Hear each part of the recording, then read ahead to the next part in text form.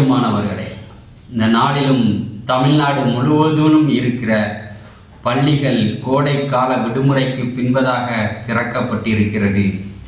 அநேக பிள்ளைகளும் பெற்றோர்களும் உற்சாகமாய் புதிய வகுப்புக்குள் கடந்து சென்றிருக்கிறார்கள்.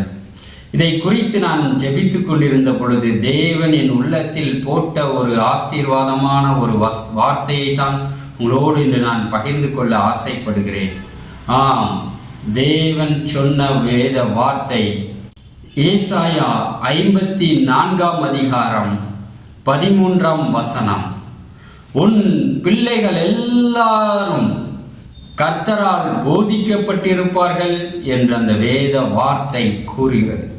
அதை கேட்கும் பொழுது எவ்வளவு உற்சாகமாகவும் தைரியமாகவும் ஆறுதல் படுத்துகிறபடியாகவும் இருந்தது. தேவனுக்கு மகிமை உண்டாவதாக. கர்த்தர் நமது பிள்ளைகளுக்கு போதகராய் இருந்து பிள்ளைகள் எல்லாரும் கர்த்தரால் போதிக்கப்பட்டிருந்தால் அது எப்படியாக இருக்கும் என்பதை குறித்து நாளிலே நான் சிந்திக்கும்படியாய் நான் ஏவப்பட்டேன். ஆம் பிரியமானவர்களே, சாலமோன் ராஜா அவர் தேவனிடத்தில் உமது ஜனங்களை நான் விசாரிப்பதற்கு, நடத்துவதற்கு, ராஜாவாக அவர்களை நான் வழி நடத்துவதற்கு எனக்கு ஞானத்தை தரும் என்று கேட்ட பொழுது வேதத்திலே இப்படியாக நாம் வாசிக்கிறோம். 1 ராஜாக்கள் 4 அதிகாரம் 29 இப்படியாக நாம் பார்க்கிறோம். தேவன் சாலமோனுக்கு மிகுதியான ஞானத்தையும் புத்தியையும் கடற்கரை மணலத்தனையான மனோவிருத்தியையும் கொடுத்தார் என்பதாக. ஆம் பிரியமானவர்களே, ஞானம், புத்தி எல்லாவற்றிற்கும் மேலாக கடற்கரை மணலத்தனையான மன விருத்தி. அப்படி என்று சொன்னால் என்ன?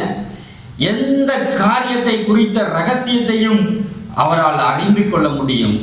அவருடைய ஞானம் அப்படிப்பட்டதாக இருந்தது. புவியியலை பற்றி பேசுவார், அறிவியலை பற்றி பேசுவார், மக்களை பற்றி பேசுவார், விலங்குகளை பற்றி பேசுவார், வானங்களை பற்றி பேசுவார், எதிர்காலங்களை பற்றி பேசுவார். எதை குறித்து கேட்டாலும் அவரால் அதற்கேற்ற ஒரு ஞானத்தை அறிந்து கொண்டு கூறுகின்ற ஒரு ஞானத்தை அவர் பெற்றிருந்தார். கடற்கரை மணலத்தனையான மன விருத்தி. இந்த மன விருத்தியை யாரால் கொடுக்க முடியும்? எப்படிப்பட்ட ஆசிரியரால் கொடுக்க முடியும்? எவ்வளவு பெரிய கல்வி நிறுவனங்களால் கொடுக்க முடியும்? கடினமான ஒன்றுதான். ஆனால் தேவன் அவருக்கு கடற்கரை மணலத்தனையான மன விருத்தியை அவருக்கு கொடுத்தார் என்று வேதம் கூறுகிறது. ஆம், தேவாதி தேவனால் தான் அப்படிப்பட்ட ஒரு ஞானத்தை ஒரு மனிதனுக்கு கொடுக்க முடியும். அது நிமித்தம் சாலமோனுக்கு எப்படி காரியம் இருந்தது. தொடர்ச்சியாக நாம் வாசிக்கும் பொழுது இப்படியாக பார்க்கிறோம். சகல கிழக்கத்தி புத்திரரின் ஞானத்தையும் எகிப்தியரின் சகல ஞானத்தையும் பார்க்கிலும் சாலமோனின் ஞானம் சிறந்ததாயிருந்தது. அந்த நாட்களில், சாலமோன் நாட்களில் கிழக்கத்தி புத்திரரின் ஞானம் மிகவும் பெரியதாயிருந்தது. எகிப்தியரின் ஞானம் இன்றைய அமெரிக்கா அறிவியல் தொழில்நுட்பத்தில் வளர்ந்திருப்பது போல, இஸ்ரேல் தொழில்நுட்பத்தில், அறிவியலில், பொருளாதாரத்தில் வளர்ந்திருப்பது போல அவர்களுடைய ஞானத்தை பார்க்கிலும் இந்த சாலமோனின் ஞானம் சிறந்ததாய் இருந்தது. அவர்களே ஆச்சரியப்படும் விதத்தில் இருந்தது என்று நாம் பார்க்கிறோம். தொடர்ச்சியாக அவன் எஸ்ராயனாகிய ஏத்தானிலும் ஏமான், கல்கோல், தர்த்தா என்னும் மாகோலின் குமாரரிலும் மற்ற எல்லா மனுஷரிலும் ஞானவானாய் இருந்தான். சுற்றிலும் இருந்த சகல ஜாதிகளிலும் அவன் கீர்த்தி பிரபலமாயிருந்தது.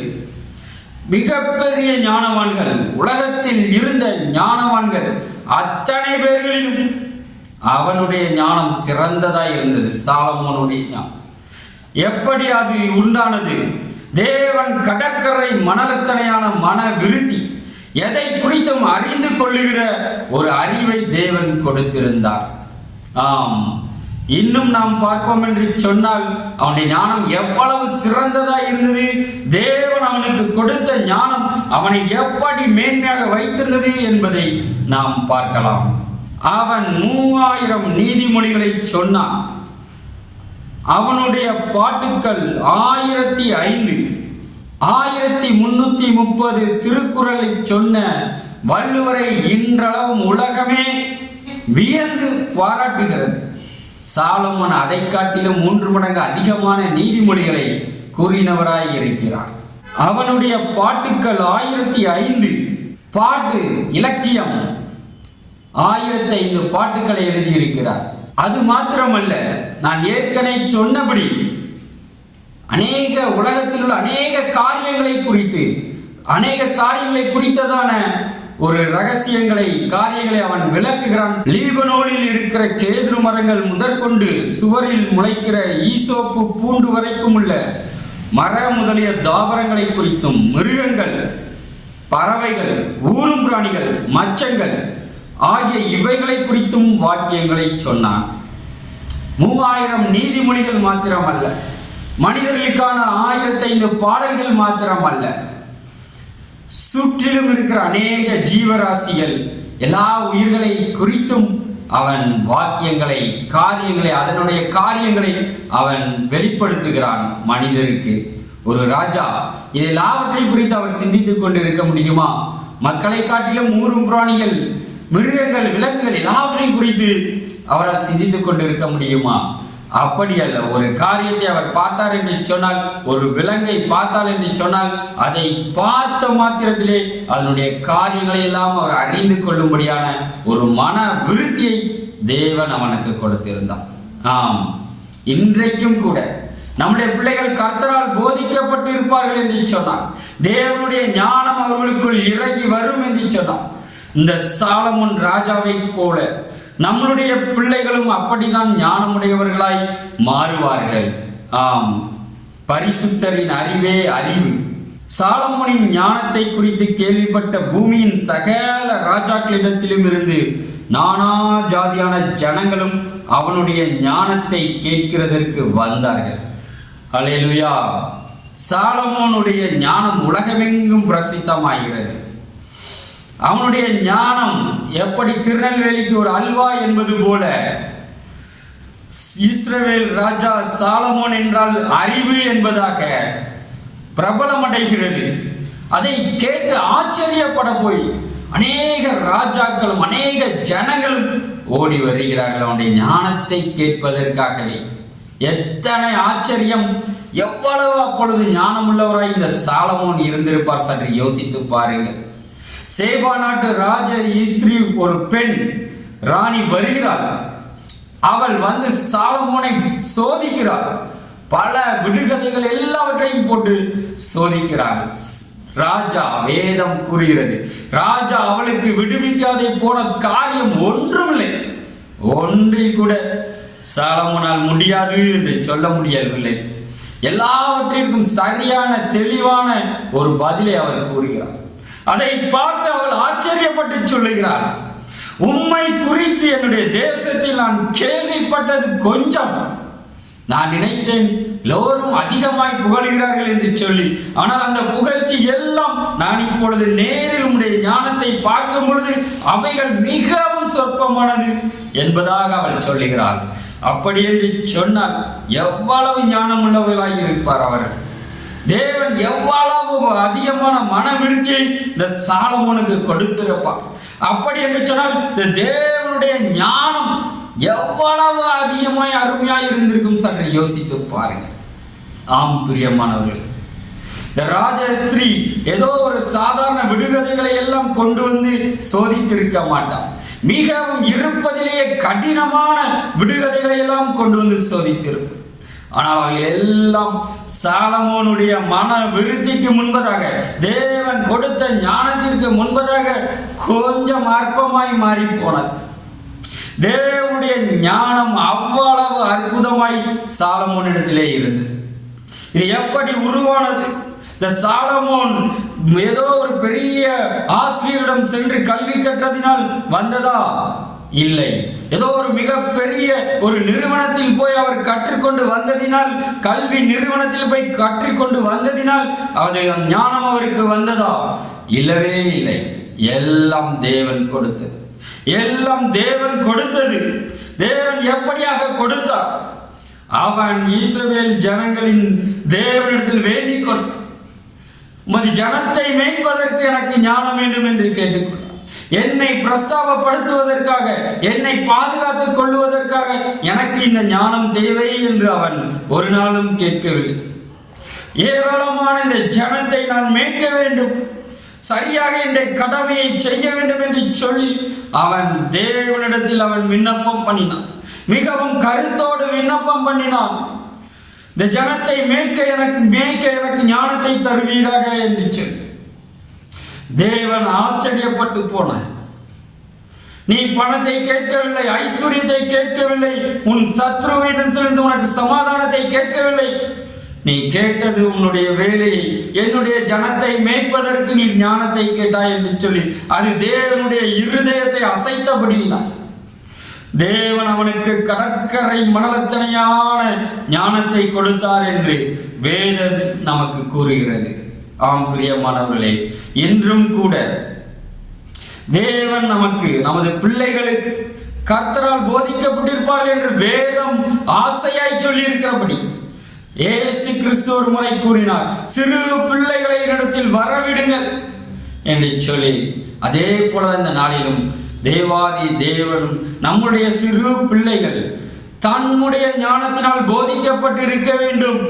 சாலமோனுக்கு கொடுத்த ஞானத்தை போல, மன விருத்தியை போல நம்முடைய பிள்ளைகளையும் ஆசீர்வதிக்க வேண்டும், ஞானத்தினால் நிரப்ப வேண்டும் என்று சொல்லி வாஞ்சியோடு தான் அந்த வேத வார்த்தையை எழுதி வைத்திருக்கிறோம். அதைத்தான் இந்த நாளிலும் நான் என்னுடைய பிள்ளைகளுக்காய் ஜெபித்த பொழுது தேவன் எனக்கும் கூறினான், உன் பிள்ளைகள் எல்லாரும் கர்த்தரால் போதிக்கப்பட்டிருப்பார்கள் என்று சொல்லி. ஆம் பிரியமானவர்களே, தேவாதி தேவன் இன்றைக்கு நமக்கு கொடுக்கும் வார்த்தை, நமது பிள்ளைகளுக்கு கொடுக்கும் வார்த்தை, உன் பிள்ளைகள் எல்லாரும் கர்த்தரால் போதிக்கப்பட்டிருப்பார்கள் என்று சொல்லி. ஆம் பிரியமானவர்களே, இன்னொரு மனிதரை குறித்து, தேவன் ஞானத்தினால் நிரப்பின இன்னொரு மனிதரை குறித்து நாம் பார்ப்போம் என்று சொன்னால், தேவனுடைய ஞானம் எத்தனை அதிசயமானது என்பதை நம்மால் முழுமையாக புரிந்து கொள்ள முடியும். ஆம், தானியேலின் புஸ்தகம் 1ஆம் அதிகாரம் 17 முதல் 20ஆம் வசனத்திலே அதை குறித்து நாம் பார்க்கிறோம். இந்த 4 வாலிபருக்கும் தேவன் சகல எழுத்திலும் ஞானத்திலும் அறிவையும் சாமர்த்தியத்தையும் கொடுத்தார். தானியேலுடைய 3 நண்பர்கள், 4 வாலிபர்களுக்கு தேவன் சகல ஞானத்தையும் கொடுக்கிறார் என்று நாம் பார்க்கிறோம். அதிலும் தானியேலுக்கு விசேஷமாக தானியேலை சகல தரிசனங்களையும் சொப்பனங்களையும் அறியத்தக்க அறிவுள்ளவனாக்கினார் என்று வேதம் கூறுகிறது. சகல சொப்பனங்களை அறிந்து கொள்ளுகிற, தரிசனங்களின் காரியங்களை அறிந்து கொள்ளுகிற ஒரு விசேஷித்த ஞானத்தை தேவன் கொடுக்கிறார்.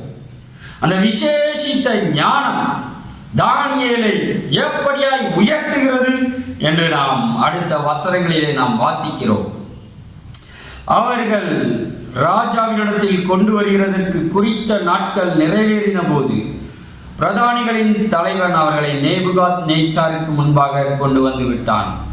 ராஜா அவர்களோடே பேசினான். அவர்கள் எல்லாருக்குள்ளும் தானியேல், அனனியா, மீஷாவேல், அசரியா என்பவர்களைப் போல வேறொருவரும் காணப்படவில்லை. இவர்களுடைய ஞானத்தை போல வேறொருவருக்கும் இவர்களோடு கூட பயிற்சி பெற்ற, பயிற்றுவிக்கப்பட்ட மற்ற ஞானிகளுக்கு இல்லை. இவர்களுக்கு கீழாக தான் அவர்கள் இருந்தார்கள். ஆகவே என்ன நடக்கிறது? வேதம் கூறுகிறது, ஆகையால் இவர்கள் ராஜ சமூகத்தில் நின்றார்கள் என்று. அல்லேலூயா! ராஜா சமூகத்திலே நிற்பதற்கு, அங்கு பணிபுரிவதற்கு அவர்களுக்கு வாய்ப்பு கிடைக்கிறது. ஞானத்துக்கும் புத்திக்கும் அடுத்த எந்த விஷயத்தில் ராஜா அவர்களை கேட்டு விசாரித்தானோ அதிலே தன் ராஜ்யம் எங்கும் உள்ள சகல சாஸ்திரிகளிலும் ஜோசியரிலும் அவர்களை 10 மடங்கு சமர்த்தராக கண்டான். அல்லேலூயா. இந்த ராஜா நேபுகாத்நேச்சார் எத்தனையோ ஞானிகளை எல்லாம் ஒன்று திரட்டி சில நாட்கள் அவர்களுக்கு வருடங்கள் பயிற்சி கொடுத்து ஞானத்திலும் எழுத்திலும் அறிவிலும் தேர பண்ணிதான் தன் முன்னாடி கொண்டு வந்து அவர் விசாரிக்கிறார், சோதித்து பார்க்கிறார். சேபா நாட்டு ராஜஸ்திரி சாலமோனை சோதித்தது போல சாலமோன் ஞானம் மிகவும் பெரியது, தான் கேள்விப்பட்டதை பார்க்கிலும் என்பதாக அவள் அறிந்து கொண்டது போல இந்த ராஜாவும் மற்ற எல்லா ஞானிகளை பார்க்கிலும் தானியேலும் அவனுடைய 3 நண்பர்களின் ஞானமும் 10 மடங்கு சமர்த்தராக அந்த ராஜா பார்க்கிறார். அப்படியாக அவர்கள் ஞானத்திலே மிகவும் பெரியவர்களாய் விளங்குகிறார். ஆகவே அவர்களுக்கு ராஜ சமூகத்திலே அவர்களுக்கு வேலை கிடைக்கிறது. தேசத்திலே மிக உயர்ந்த வேலை பதவி அவர்களுக்கு கிடைக்கிறது. அதிலும் தானியேலுக்கு மிகவும் விசேஷித்த தரிசனங்களையும் மறைபொருள்களையும் வெளிப்படுத்துகிற ஒரு ஞானத்தை தேவன் கொடுத்தார். அது நிமித்தம் அவன் தேசத்தின் 3 பிரதானிகளில் ஒருவனாய் பிரதானியாய் ராஜாவிற்கு அடுத்தவனாய் அவன் பதவியில் இருக்கும்படியாய் தேவ ஞானம் அவனை நடக்க பண்ணினது. ஹல்லேலூயா. ஆம், இன்றைக்கும் இதே போலதான் தேவ ஞானத்தினாலே, விசேஷித்த தேவ ஞானத்தினாலே, தேவ அறிவினாலே நம்மளுடைய பிள்ளைகளும் கர்த்தரால் போதிக்கப்பட்டிருப்பார்கள். ஆம் பிரியமானவர்கள், இந்த தானியேல் தேவனுக்காக அவன் வைராக்கியமாய் அவன் இருந்தான். அவன் மற்ற உலக அறிவை தேடுவதை பார்க்கிலும், உலக உணவை தேடுவதை பார்க்கிலும், தேவனுடைய அறிவை தேடுவதிலே அவன் வைராக்கியமுடையவனாய் இருந்தான். ஆகவே தேவன் அவனுக்கு அந்த ஞானத்தினால் நிரப்பினார், விசேஷித்த ஞானத்தினால் நிரப்பினார். மற்ற ஞானிகளால் வர முடியாத ஒரு பதவிக்கு அவன் உயர்த்தப்பட்டிருந்தான். ஆம் பிரியமானவர்களே, இந்த நாளிலும் நம்மளுடைய பிள்ளைகள் கர்த்தரால் போதிக்கப்பட்டிருப்பார்கள் என்று சொன்னால், நம்மளுடைய பிள்ளைகள் தானியேலை போல, சாலமோனை போல தேசத்திற்கு ஆசீர்வாதமாய் இருக்கும்படியாய் தேவன் விசேஷித்த ஞானத்தினாலும் கடற்கரை மணலத்தனையான மனோவிருத்தினாலும் தேவன் நிரப்பும். உலகத்திலே சிறந்த எந்த ஒரு ஆசிரியராலும் அப்படிப்பட்ட ஞானத்தை நமது பிள்ளைகளுக்கு கொடுக்க முடியாது. உலகத்திலே சிறந்த எந்த ஒரு கல்வி நிறுவனமும் தேவனுடைய பிள்ளைகளுக்கு அப்படிப்பட்ட ஒரு ஞானத்தை கொடுக்க முடியாது. தேவனுடைய ஞானத்திற்கு ஒரு நாளும் அது ஈடாகவே ஈடாக. இன்றைக்கு ஒருவேளை ஒரு சாதாரண பள்ளியில் நான் படிக்கிறேன், எனக்கு சரியான பாட புத்தகங்கள் இல்லை, சரியான ஆசிரியர்கள் இல்லை, சரியான வசதிகள் இல்லை என்று ஒருவேளை எனக்கு சரியாய் படிப்பதற்கு நேரம் இல்லை, நான் வேலை செய்து கொண்டிருக்கிறேன் என்று சொல்லி நீங்கள் நினைப்பீர்கள் என்று சொன்னால், என் பிள்ளைகளுக்கு சிறந்த கல்வியை சிறந்த பள்ளிக்கூடத்தில் படிக்க வைக்க முடியவில்லை என்று சொல்லி நீங்கள் வேதனைப்பட்டுக் கொண்டிருப்பீர்கள் என்று சொன்னால், தேவன் உங்களை பார்த்து சொல்லுகிறார், உன் பிள்ளைகள் எல்லாரும் கர்த்தரால் போதிக்கப்பட்டிருப்பார்கள் என்று சொல்லி இயேசு கிறிஸ்து கூறினார். சாலமோனிலும் பெரியவர் இங்கே இருக்கிறார் என்று சொல்லி தம்மை குறித்து. அப்படிப்பட்ட பெரியவர் தான் இன்று நமது பிள்ளைகளை, சிறு பிள்ளைகளை என்னிடத்தில் வரவிடுங்கள் என்று சொல்லுகிறார். எதற்காக? எவன் பிள்ளைகளை கர்த்தரால் போதிக்கப்பட வேண்டும் என்று சொல்லி, ஞானத்தினால் நிரப்ப வேண்டும் என்று சொல்லி, ஆசீர்வதிக்க வேண்டும் என்று சொல்லி. ஆம் பிரியமானவர்களே, ஒரு முறை இயேசு கிறிஸ்து பேச ஆரம்பிக்கிறார். மலையின் மீதில் ஏறி நின்று பேச ஆரம்பிக்கிறார். ஜன கூட்டங்கள் வந்து கொண்டே இருக்கிறது. 3 நாட்கள் அவர் பேசுகிறார். ஒருவர் கூட சாப்பிட கூட அவர்கள் இறங்கவில்லை என்று நாம் வேதத்திலே பார்க்கிறோம். அப்படி என்று சொன்னால் அவருடைய வார்த்தைகள் எவ்வளவு அதிகமாய் அறிவுள்ளதாய், காந்த சக்தி உள்ளதாய், இன்பமாய் அந்த ஜனங்களுக்கு இருந்திருக்கும். எவ்வளவு புரோஜனமாய் இருந்திருக்கும். அந்த ஜனங்கள் அசைய முடியாதபடிக்கு, தேவனுடைய வார்த்தையை கேட்பதை நிறுத்த முடியாதபடிக்கு, உணவு உண்ணாமல் பத்தினியோடு கூட தாகத்தோடு கூட அவர்கள் தேவனுடைய வார்த்தையை ரசித்து கேட்கும்படியாய், ஆவலாய் கேட்கும்படியாய், அது எவ்வளவு ஒரு அருமையானதாக அது இருந்திருக்கும். சரி யோசித்து பாருங்கள், எத்தனை இன்பமாய் இருந்திருக்கும். அப்படிப்பட்ட ஞானத்தினால் தான் தேவன் இன்று நமது பிள்ளைகளை போதிக்கும் நடத்தும்படியாய் விரும்புகிறார்.